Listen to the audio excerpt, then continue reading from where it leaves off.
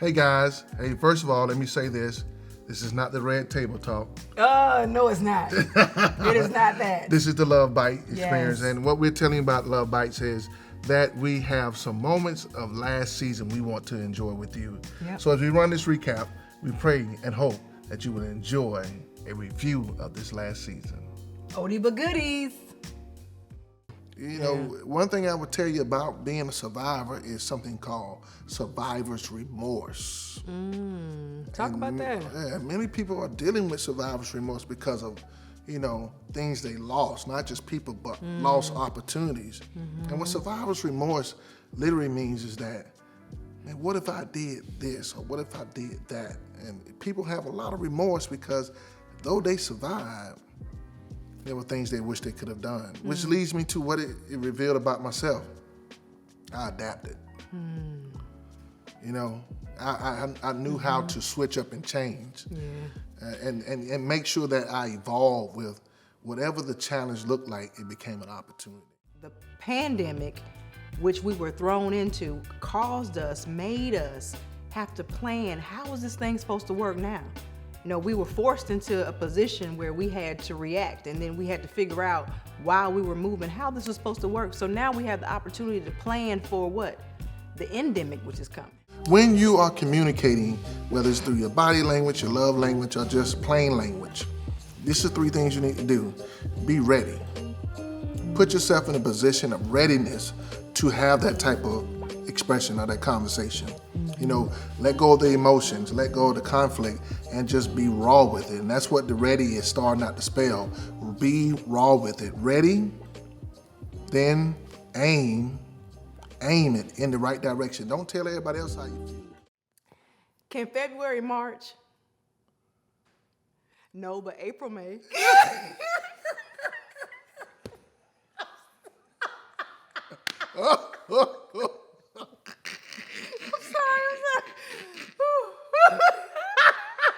Wait. Can February, March, Can February? April, May. In a relationship, you have to know what a person's capacity is. You have to know what a person's capabilities are. It's almost like knowing your bandwidth. And so there are going to be things that we go through in relationships that are going to cause, a lot of, could cause hardship, could cause anything. Not necessarily that you did it, but it's something that you all are going through together. So how do you suffer successfully together? How do you go through hard times successfully together? Capacity allows you to see how much you can carry. So all those instances that you mentioned, several of those happened at one time. They were compounded on top of each other. So first you have to get a footing. So what's your capacity? What can you handle?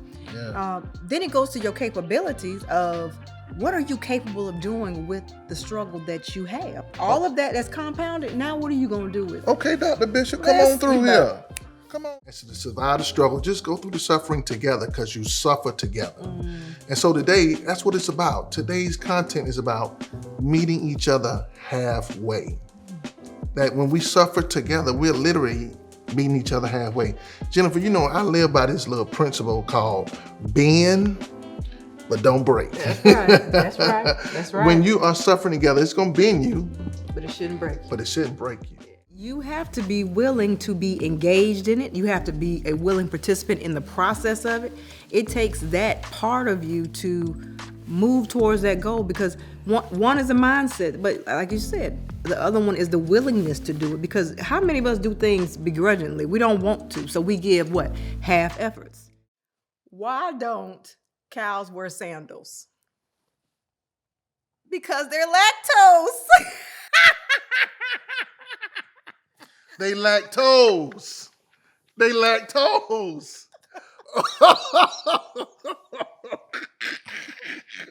Oh, they lactose.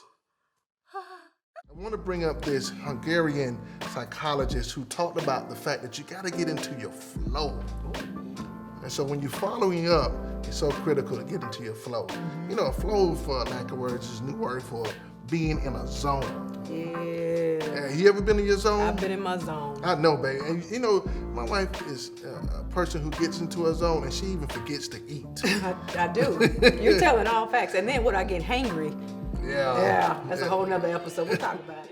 Corny joke, corner time. Corny joke, corner time. Hit him Corny with the shoulder. joke, Hit him with the shoulder. corny Hit him with the time. shoulder. Hey. Hit him with the joke. Why was the coach yelling at the vending machine? Wow. He wanted his quarterback. Woo, you saw that pass. You saw that pass. Did you catch it? Well, Jennifer, you mentioned about, being heard, even communication barriers and breakdowns. Because there's no routine, which helps develop respect. When you have a routine that develops respect, you're able to be received. That's the third thing. If you got a good routine, people will respect you. They won't challenge or question what you're doing or what you're saying. And then you'll receive better. They understand you better. They agree with you better. Many of the struggles and the strife or the situations that are happening because we broke routine. When we broke routine, respect went out the door. And therefore, people are not able to be received in the most authentic way. Which is all a part of the relationship. Because it's rigorous to be in a relationship. Yeah. But guess what? It's worth it. It's worth it. It's worthwhile.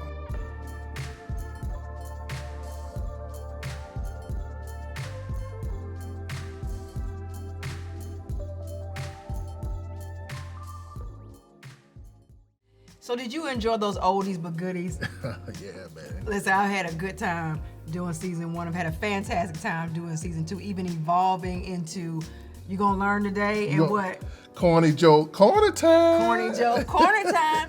So we ready for season 3? We are ready for season 3 and we are looking for sponsors. And so if you are interested in being a sponsor of LoveBites season 3, then email us at sponsors@bishopspeaks.com. Again, that's sponsors@bishopspeaks.com. And Jennifer, are we looking for talent? We're also looking for talent. And so if you are interested in being featured in our LoveBite episodes, email us at talent@bishopspeaks.com. Again, that's talent@bishopspeaks.com. And let's be so clear, we are looking for national talent. We're looking for national sponsorship. And so wherever you are, if you would like to be a part of this experience, email us. We'd love to hear from you.